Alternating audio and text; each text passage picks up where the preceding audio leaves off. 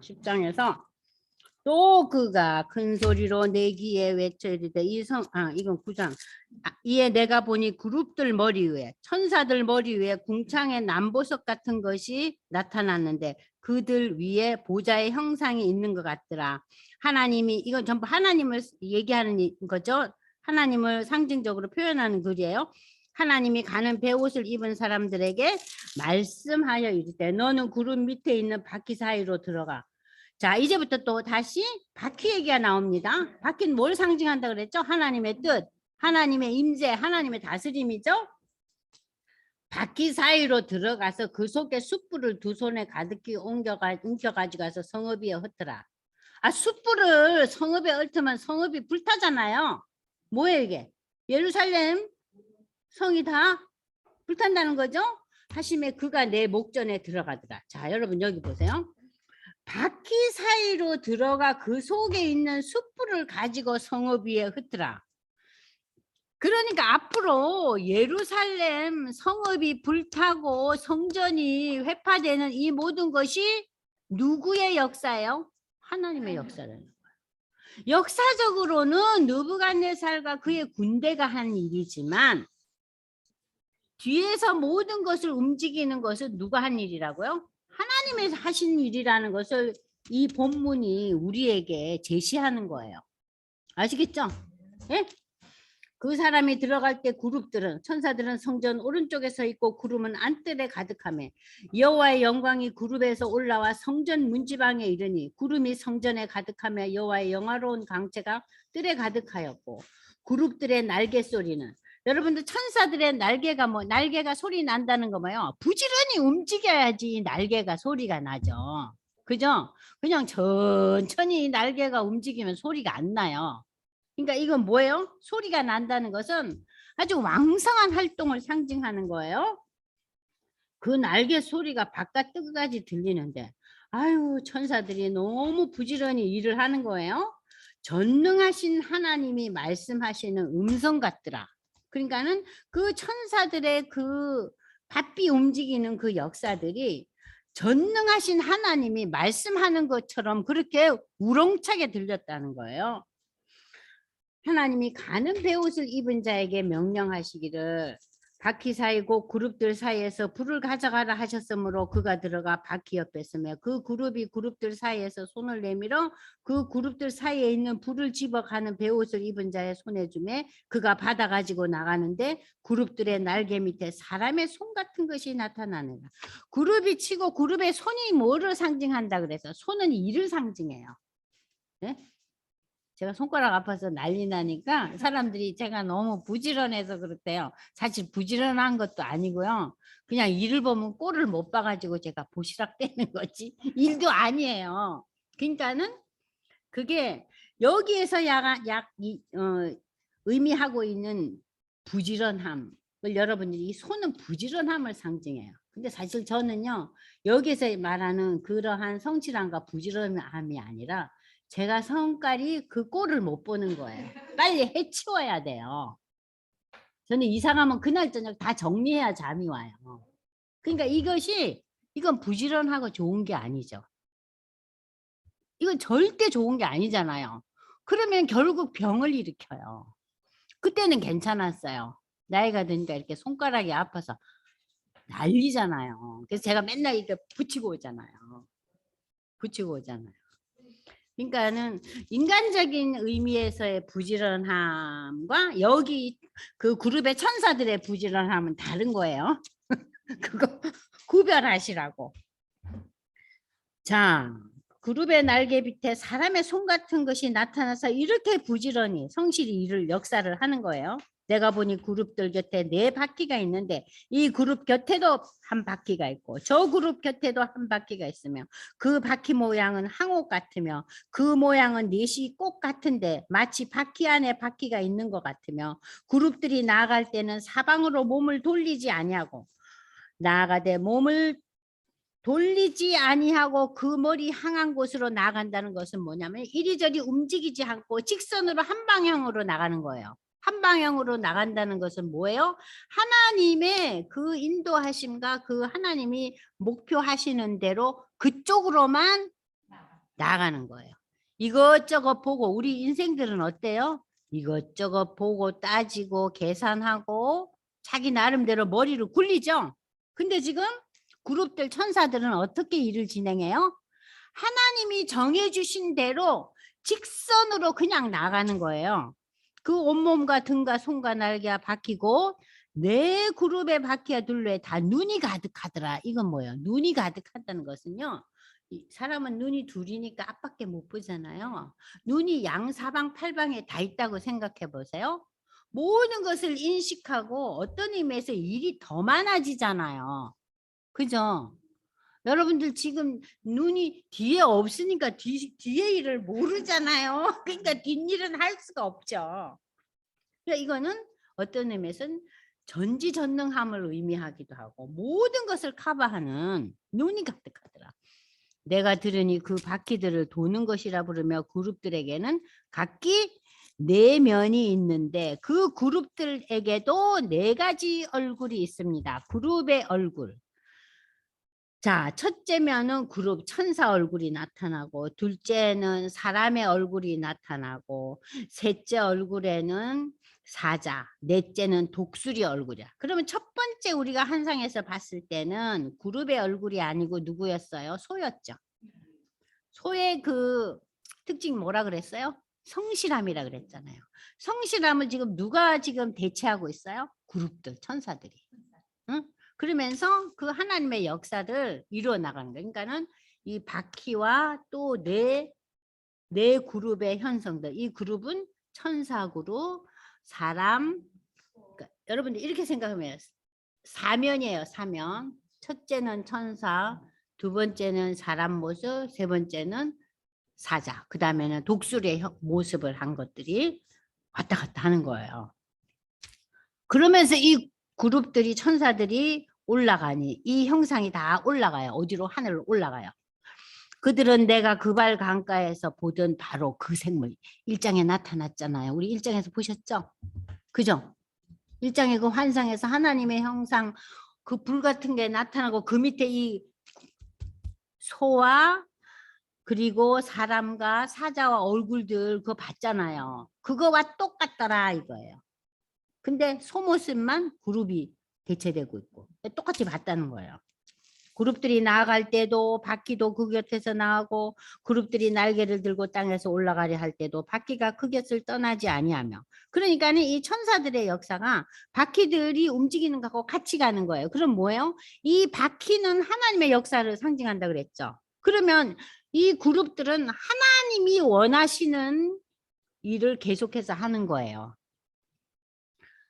그들이 서면 이들도 쓰고 그들이 올라가면 그러니까 바퀴가 쓰면 그룹들 천사들도 쓰고 이렇게 똑같이 이제 가는데 이는 생물의 영이 바퀴 가운데 있음이더라. 이 바퀴 가운데 생물의 영이 있었다는 거. 그러니까 저들을 움직이는 그 영적인 존재가 그 속에 있었다는 거. 어떤 의미에서 이거는 성령이라고도 볼 수 있어요. 그러니까는 우리가 하나님은 성부, 성자, 성령이잖아요. 그죠? 그러면 지금 이렇게 음성으로 나타나는 이는 하나님의 실존이죠. 무슨 얘기냐? 인자야, 너 이래. 이렇게 해. 지금 누가 얘기하세요? 하나님 하시잖아요. 음성으로 나타나셨죠. 그리고 지금 이 생물의 영이라는 것은 살아있는 영, 성령을 상징할 수 있겠죠. 자, 그러면서 맨 마지막에 이 10장 11, 18절을 여러분이 보세요. 여호와 하나님의 영광이 성전 문지방을 떠나요. 유다의 제약으로 인해서. 성전이 의미하는 게 뭐예요? 하나님의 임재잖아요. 그런데 그 하나님의 임재 여호와의 영광이 떠나는 거예요. 너무나 기막힌 일이 일어나는 거예요. 그 문지방을 떠나서 그룹들 천사들 위에 이 하나님의 영광이 있는 거예요. 그 성전을 나와가지고. 응?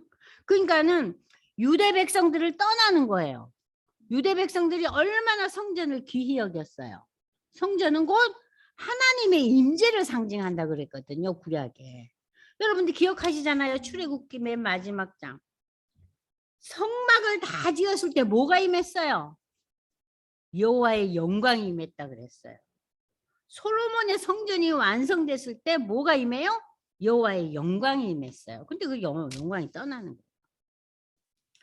그룹들이 날개를 들고 내 눈앞에 땅에서 올라가는데 그들이 나갈 때 바퀴도 그곳에서 함께 하더라. 그들이 여호와의 전으로 들어가는 동문에 머물고 이스라엘 하나님의 영광이 그 위에 덮였더라. 그런데 여기서 우리가 주목할 것은, 자, 성전 문지방을 떠났는데 동문, 그러니까 나가는 문에 머물고 하나님의 영광이 그 바깥에 머물러 있더라 그랬어요. 머물러 있더라. 그것은 내가 그발 강가에서 보던 이스라엘의 하나님 아래에 있던 생물인데 그들이 그룹인 줄을 내가 아니라. 각기 내 얼굴과 내 날개가 있으며 날개 밑에는 사람의 손 형상이 있으니 그 얼굴의 형상은 내가 그발 강가에서 보던 얼굴이며 그 모양과 그 몸도 그러하며 각기 곧게 앞으로 나가더라. 뭐예요? 계속해서 역사하고 있다는 거예요. 응? 천사의 역할이 뭐예요? 하나님의 명령에 순종하는 거잖아요. 그 명령을 사람들에게 전달하는 것이 천사의 역할이잖아요. 그것을 어떻게 한다고요? 곧게 앞으로 가더라. 좌우 뒤를 돌아보지 않고 하나님이 말씀하시는 대로 직진해서 가더라. 근데 우리는 어때? 우리 직진해요? 집사님 직진해요? 내 생각이 뭐 얼마나 많이 첨가돼요. 첨가만 되면 괜찮게요? 하나님 생각은 이럴까 하는 그런 마음은 내려놓죠. 내려놓잖아요. 우리가 정말 내려놓을 것은 안 내려놓고. 그러면서 이제 10장에서 이제 초반부에 불로 이 재앙이 올 것이고, 그러니까 불탄다는 거예요. 9장은 피의 재앙이었죠. 사람이 죽어요. 10장에서는 불의 재앙, 불타는 거예요.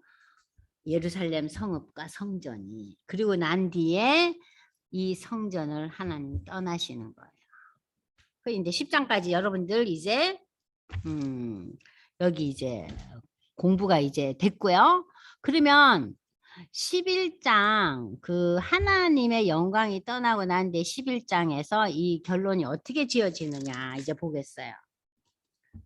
그때 주의 영이 나를 들어 올려서 여호와의 정 동문 곧 동양 한문의 출입문에 이르시기로 그 문에 사람이 25명이 있는데 내가 그 중에서 아술의 아들 아이샤나와 분하의 아들 브라다를 보았으니 그들은 백성의 고관들이라. 자, 하나님의 영광이 성전 바깥으로 나가버리셨잖아요. 그죠? 문지방을 떠나버리셨어요. 그런데 그 문에 가서 보니까 환상 가운데서 이 25명이 서 있는데 그 중에서 특별한 인물이 있는 거예요. 분이아의 아들 불. 네. 아브나와와 아들 불라다를 보았으니 이 얘기는 다 뭐예요? 이게 실제 역사를 이야기하기 위해서 실존 인물을 거론하고 있는 거예요. 그냥 뜬구름 없는 얘기가 아니라는 거죠. 아시겠죠? 자, 그런데 이들 25명들은 어떤 인물이냐? 그 당시 유대를 대표하는 정치 지도자들이었어요. 자, 정치 지도자들이 있었다는 거예요. 이 사람의 환상에 보였어요. 그러면서 내게 이르시되 인자야 이 사람들은 불의를 품고 이 성중에서 악한 개를 꾸미는 자입니다. 이들은 하나님의 공의를 품은 자들이 아니라 불의라는 것은 하나님과 반대되는. 성경에서 죄와 불의는요. 우리 인생들이 생각하는 도덕적인 죄와는 조금 달라요. 그죠? 그래서 우리가 복음서에 보면 불의한 재판관 얘기가 나올 때 이 불의한 재판관이 나쁜 짓을 저지르는 악행을 저지르는 재판관이 아니에요. 하나님을 모르는 재판관이에요. 지금 우리나라에 하나님 모르는 재판관 엄청 많잖아요. 근데 성경은 그걸 불의합니다. 그러니까 여기서 불의하를 품고라는 것은 하나님에 대한 생각이 없는 자들이에요.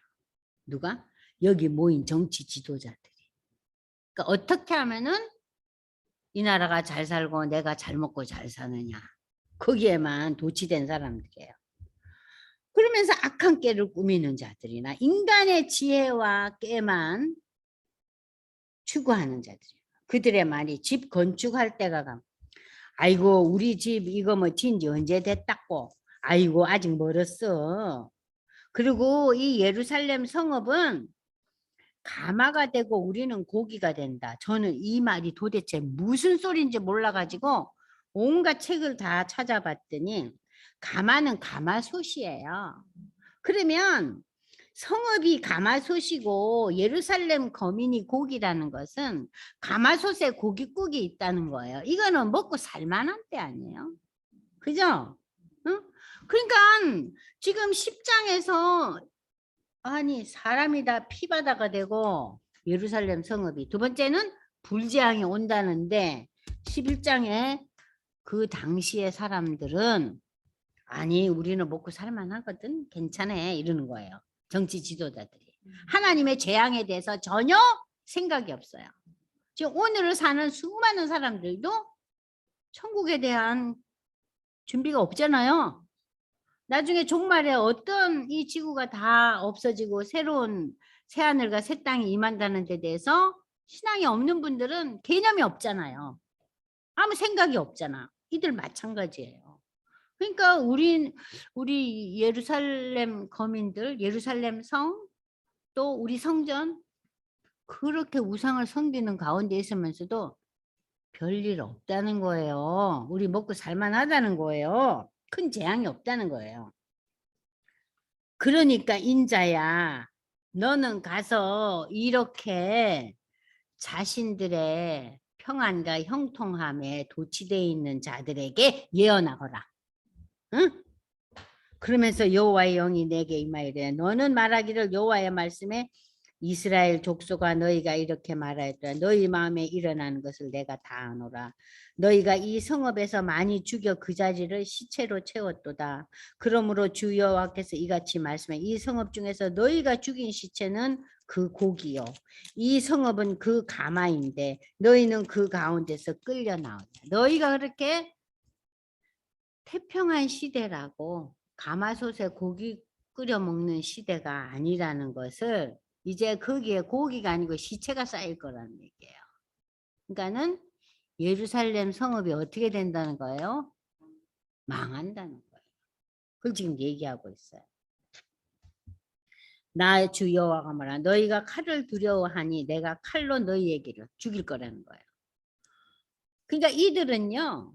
하나님의 그러한 눈에 보이는 심판의 칼과 심판의 전염병과 심판의 기근이 오기 전에는 어때요? 괜찮아. 무슨 심판이야. 무슨 재앙이야. 그래서 하나님이 드디어 뭘로 심판했어요? 칼로. 너희를 그 성읍 가운데서 끌어내어 타국인의 손에 넘긴다. 누굴 끌어내요? 그 당시 예루살렘 거민 중에서 특별한 사람들을 더 끌어내서 바벨론 땅으로 데려가요. 끌어내어 타국인의 손에 넘겨 너희에게 벌을 내릴 거다. 그들은 바벨론에 가서 특수한 인물들 몇을 빼고는 다 노예처럼 일하게 돼요. 너희가 칼에 엎드려질 것이라 내가 이스라엘 변경에서 너희를 심판하리니 너희는 그때가 돼서야 비로소 내가 하나님인 줄을 알리라. 이 성읍은 너희 가마가 되지 않고 너희는 그 가운데 고기가 되지 않아. 그러니까 이 성읍에서 너희는 더 이상 가마솥 끌고 걸고 고깃국 하는 그런 상황이 아니라는 거예요. 내가 너희를 이스라엘 변경에서 변경이라는 거 뭐예요? 저들을 끌고 어디에 가서 심판을 더 하나님께서 무참하게 해요. 바벨론 땅에 가서 이스라엘의 변방에 가서 그리고 그 예루살렘 거민들에게는 피바다가 되고 불바다가 되고 그리고 좀 낫다 하는 인물들은 바벨론에 끌려가서 노예가 된다. 그렇게 이스라엘 변경 바벨론에서 심판하리. 너희는 내가 그때야 이제 여호와인 줄 알라. 너희가 내 율례를 행치 아니하고 규례를 지키지 아니하고 너희 사방에 있는 뭐대로 했어요? 이방인의 규례. 이방인의 풍습과 이방인의 신앙대로 너희가 살았다. 그 얘기예요. 그 결과 이렇게 되는 거예요. 이에 내가 예언할 때 분이아의 아들 블라다가 죽기로 내가 엎드려 큰 소리로 그 사람의 죽음을 이제 보는 거예요. 환상 가운데 부르짖으리 때 아이고 하나님 주 여호와여 이스라엘의 남은 자를 다 멸절하고 하나님 이러다 우리가 다 죽고 우리는 남은 자가 없겠습니다. 어쩌면 좋아요 하고 에스겔이 부르짖으니까 하나님의 말씀이 이제 14절부터 이제 25절까지 회복의 메시지가 와요. 내가 너희를 그냥 다 엎어버리지 않는다는 거예요.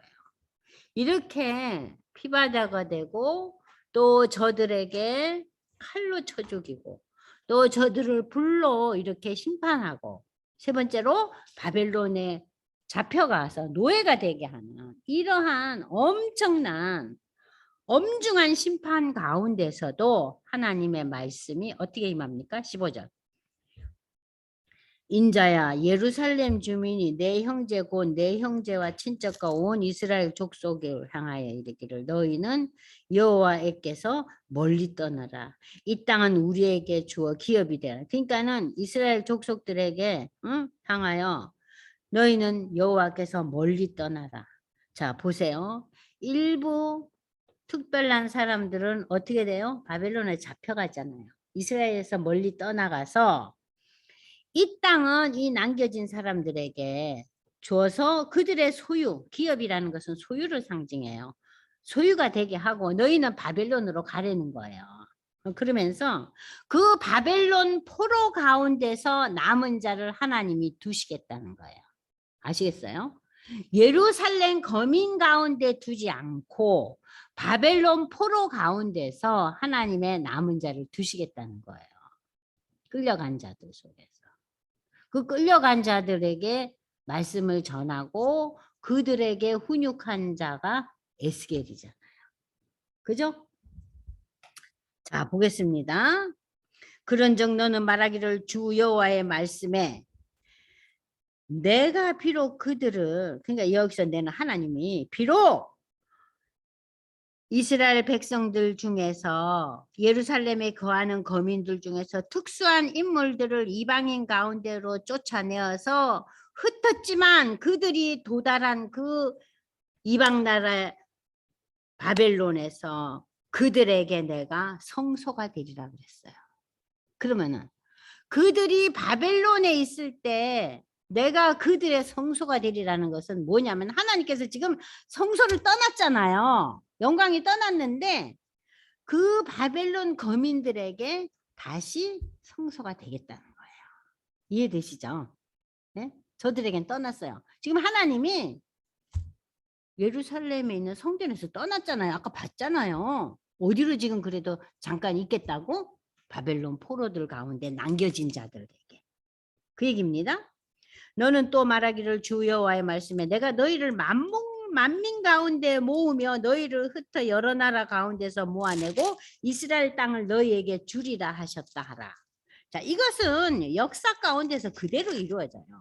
이스라엘 백성들이 지난 2500년 동안 어떻게 돼요? 다 온 사방 천지에 다 흩어졌지만 1948년에 이스라엘은 다시 회복되고 나라가 되잖아요. 그죠? 그러니까 이 얘기는 먼 훗날에는 오늘날 이스라엘을 상징하지만 이 시기에서 가까운 미래는 어디예요? 바벨론 포로에서 돌아온다는 얘기예요. 그러니까 이 우리가 예언서에서의 회복은 두 가지 의미가 있고 세 가지 의미로 나눌 수 있어요. 첫 번째 의미의 회복은 뭐냐? 바벨론 포로에서 너희는 돌아올 거라는 거예요. 돌아오잖아요. 사실 저들이 돌아와서 성전도 짓고 성벽도 개축하고 하나님의 말씀을 읽는 게 우리가 에스라서에 나오지 않아요? 그게 첫 번째 회복이에요. 두 번째 회복은 뭡니까? 두 번째 회복은 저들이 예수 그리스도를 통해서 이 땅에 메시아가 오잖아요. 그 메시아가 어느 땅에 옵니까? 유대 땅에 오지 않아요. 그죠? 그러니까 복음이 처음 퍼진 지역이고 복음이 처음 전파된 지역은 유대 땅이에요. 그죠? 그게 두 번째 회복이에요. 그런데 그 복음이 유대 땅을 넘어서서 사마리아와 땅끝까지 전달되죠. 그래서 땅끝까지 전달될 때 예수가 재림하잖아요. 그때가 세 번째예요. 아시겠어요? 그러니까 회복이라는 것이 바벨론 포로에서 돌아온다는 회복. 예수님이 이 땅에 유대 땅에 오신다는 거. 세 번째는 예수님이 재림하기 직전에 유대 민족들이 예수 앞에 나오는 거예요. 그리고 예수님의 재림이 세 번째 회복. 그러니까는 유대 민족은 세 번 회복돼요. 첫 번째가 바벨론 회복, 두 번째가 예수의 초림, 세 번째가 예수의 재림 때 이스라엘 백성들이 예수 믿게 되는 거예요. 이해되시죠? 네? 그러니까 회복의 세 가지 의미를 여러분들이 머릿속에 꼭 갖고 계셔야 돼요. 회복은 세 가지입니다. 그들이 그리로 가서 그 가운데 모든 미운 물건과 모든 가증한 것을 제거하여 버려. 그러니까 바벨론 포로로 간 몇 사람들이 어쩐다고요? 저들이 숨겼던 이방 신들을 다 내려놓는다는 거예요. 그래서 하나님 기뻐가지고 그들에게 한 마음을 주고 그 속에 새 영이라는 것은 여기서 얘기하는 것은 새 영이라는 것은 성령의 의미라기보다는 하나님에 대해서 다시 돌아오는 마음, 하나님을 두려워하고 경배하는 마음을 저들에게 줘서 그 몸에서 돌 같은 마음, 그들의 딱딱해진 마음을 제거하고 살처럼 부드러운 마음을 주어 내 율례를 따르고 내 규례를 지켜 행하게 하리니 그들은 내 백성이 되고 나는 그들의 하나님이 되리라. 그러나 미운 것과 가증한 것을 마음으로 따르는 자는 어떤다고요? 그 행위대로 갚아서 하나님의 심판이 임할 것이다. 자, 그러면서 이제 그때의 그룹들이 날개를 드는데 바퀴도 그 곁에 있고 이스라엘의 하나님의 영광도 그룹들 위에 덮였더니 여호와의 영광이 성읍 가운데서부터 올라가 성읍 동쪽 산에 머무르고, 그러니까 지금 여호와의 영광이 성전을 이미 떠났잖아요. 주의 영이 나를 들어 하나님의 영의 환상 중에 데리고 갈대아, 여기서 갈대는 바벨론 지역을 얘기하는 거예요. 갈대아에 있는 사로잡힌 자 중에 이르시더니 내가 본 환상이 나를 떠나 올라간지라. 내가 사로잡힌 자에게 바벨론 포로들에게 여호와께서 내게 보이신 모든 일을 말하니라. 그러니까 지금 이 벙어리가 된 이 에스겔이 특별한 경우에 입을 열어서 말을 해요. 이게 그 경우예요. 그래서 지금 사로잡힌 바벨론 포로에게 내가 본 환상을 이야기할 거다. 예루살렘은 멸망하고 예루살렘에 있던 그 너희의 성전은 불타지만 그러나 바벨론 포로로 잡혀왔던 일부 중에서 우상을 다 파헤쳐버리고 그들을 다 제거하고 하나님께 돌아온 자들을 통해서 다시금 결국은 하나님의 영광이 회복될 것이라는 회복의 메시지를 줘요. 물론 지금 하나님의 영광이 예루살렘 성전에 임하지 않았어요. 아직 안 임했어요. 그러나 다시 돌아올 거라는 회복의 메시지를 영광이 떠나는 그 상황 속에서도 여운을 주셔요. 그래서 하나님의 심판은 엄중한 심판이지만 그 심판의 목적과 목표는 어디에 있어요? 저들이 다시 돌아와서 하나님의 영광이 임하는 게 목적이고 목표예요. 아시겠죠? 네? 그 우리가 애들을 왜 훈육합니까? 바로 되는 거 아니에요. 그죠? 그것이 훈육의 목표이듯이 이 심판의 목표는 뭡니까? 이스라엘 백성들의 회복이에요. 이해가 되셨어요? 예. 네. 그래서 오늘 이제 우리가 11장까지 했어요. 그러니까 여러분들이 지금 이제 그 8장의 내용을 완전히 파악을 하시면 9장, 10장, 11장은 자연히 이해가 돼요. 어렵지 않아요. 어렵지 않은데 9장을 이해하시려면 역사적인 그 역대기를 읽으셔야 된다는 거. 아시겠죠? 역대기 읽어야 돼요. 네? 자, 그래서 이제 여러분들이 여기 이제 11장 한번 보세요. 프린트. 유다는 심판을 받고 하나님의 영광의 성소에서 떠났지만 이스라엘과 맺은 하나님의 언약이 파기된 건 아니에요. 그죠? 하나님은 남은 자를 통해 다시금 회복하실 것을 11장 후반부에 지금 말씀하고 계시잖아요. 11장 전반은 분은 불의한 백성들의 고관들에 대한 심판을 선포하였지만 후반부는 하나님께 가증한 것을 제거하고 버린 그 바벨론 포로로 끌려간 자들을 통해서 새 영을 부어주시어 저들로 규례와 연례를 따르는 자들이 돼서 결국 하나님 백성이 되고 하나님은 저들의 하나님이 되는 회복의 연. 그래서 여러분들이 아시다시피 1차 포로 회복이 바사, 그러니까는 바벨론을 정복한 바사 왕국의 왕 고레스를 통해서 이루어지죠. 저들이 포로 회복에서 돌아오잖아요. 하나님의 약속이 성취되는 거 여러분 기억하시죠? 바사의 고레스 왕. 그 역대하 맨 마지막과 에스라서 1장에 나오잖아요. 바사 왕 고레스가 저들을 돌아가게 하고 저들에게 성전을 건축하게끔 여러 가지 많은 것을 보내고 또 느부갓네살이 들고 온 모든 성전의 기명들을 다 돌려보냈더라 그랬죠. 그죠? 그러니까 이러한 인간적인 역사의 조명을 보면 이런 일이 사실 있을 수가 없어요. 근데 있을 수 없는 이 회복의 역사가 이방 왕에 의해서 하나님의 성령의 감동을 받아서 고레스가 이러한 역사를 일으킨다는 거 여러분 성경에서 이미 아시잖아요. 그죠? 자, 그래서 이 11장은 심판과 회복에 대한 약속으로 이 11장이 끝나요. 그래서 이제 여러분들이 이제 8장, 9장, 10장, 11장을 보면서 유다의 그 가정한 제약들 대단하죠? 대단하잖아요. 성전 안에 불상 갖다 놓은 거예요. 네? 성전 안에 그 불교의 그 여러분 잘 아시는 탱화 있죠? 탱화. 네? 그런 게 있는 거예요. 네? 자, 그러한 가증한 제약들이 있어서 하나님의 심판이 임하잖아요. 불심판이 임하고 피해 심판이 임하잖아요. 그러나 그 가운데서도 하나님은 회복의 메시지 남은 자를 통해서 이루어 주신다는 거예요. 그래서 우리가 하나님의 그 심판과 회복이 우리 모든 믿는 자에게 내가 아무리 문제를 일으키고 하나님에게 죄를 저질러도 하나님의 백성들에게는 회복의 그러한 그 여운을 항상 주신다는 것을 우리가 믿을 때 우리의 신앙이 제로가 되지 않아요. 그죠? 제로가 될 수가 없죠. 회복에 대한 사인을 알기 때문에. 내가 지금 절망 가운데 있단 말이에요. 도저히 회복이 불가능해요. 모든 그 상황이, 현실적인 상황이.